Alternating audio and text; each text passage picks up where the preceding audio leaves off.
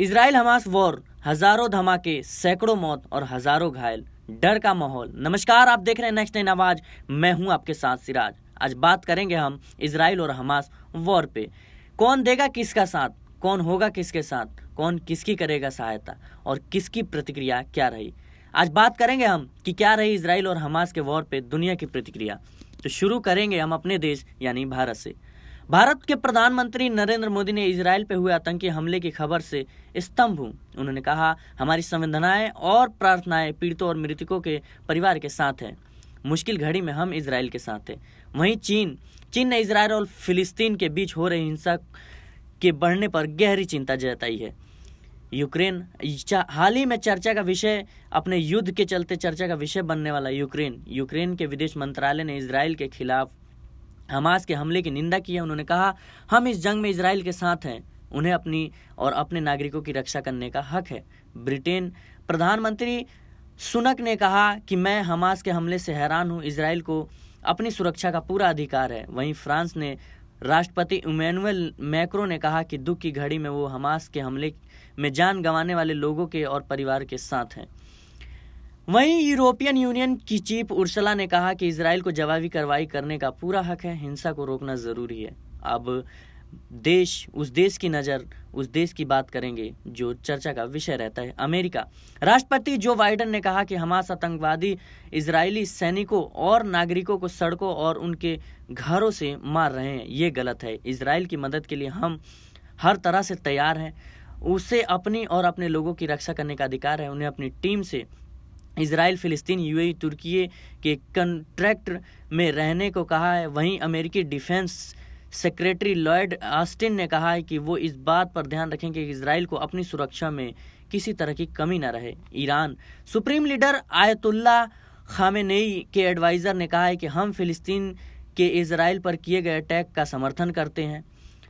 वहीं कतर ने इजरायलियों को फिलिस्तीन के लोगों के साथ हिंसा करने का जिम्मेदार ठहराया।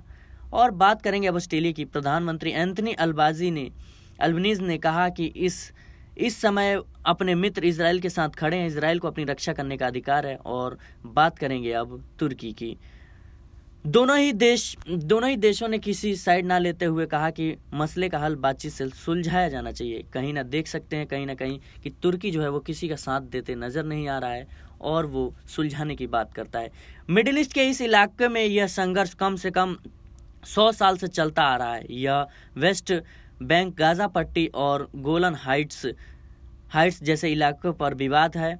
फिलिस्तीन इन इलाकों समेत पूर्वी थलुसलम का दावा जताता है। वहीं इजराइल थलुसलम में अपना दावा छोड़ने को राजी नहीं है। गाजी पट्टी इजराइल और मिस्र के बीच में है। यह फिलहाल हमास का कब्जा है। ये इजराइल विरोधी समूह है। सितंबर 2005 में इजराइल ने गाजा पट्टी से अपनी सेना वापस बुला ली थी। 2007 में इजराइल ने इस इलाके पर कई प्रतिबंध लगा दिए। फिलिस्तीन का कहना है कि वेस्ट बैंक और गाजा पट्टी में स्वतंत्र फिलिस्तीन राष्ट्र की स्थापना हो।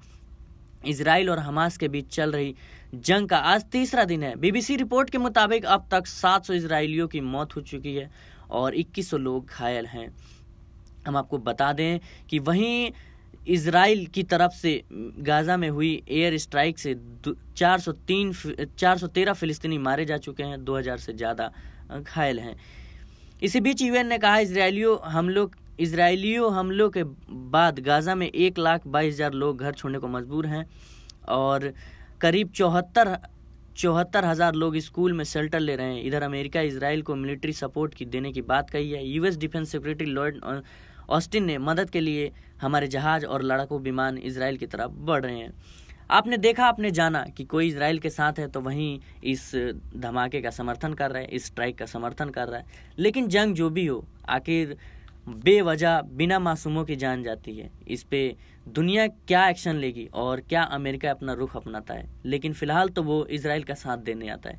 लेकिन कोशिश यही करनी चाहिए कि जंग को कैसे निपटाया जाए। आखिर कब तक ये जंग चलेगी और कितने मासूम लोगों की जान जाएगी और कितने लोग इसका शिकार होंगे, ये तो आने वाला वक्त बताएगा। आप देखते रहिए नेक्स्ट नाइन आवाज।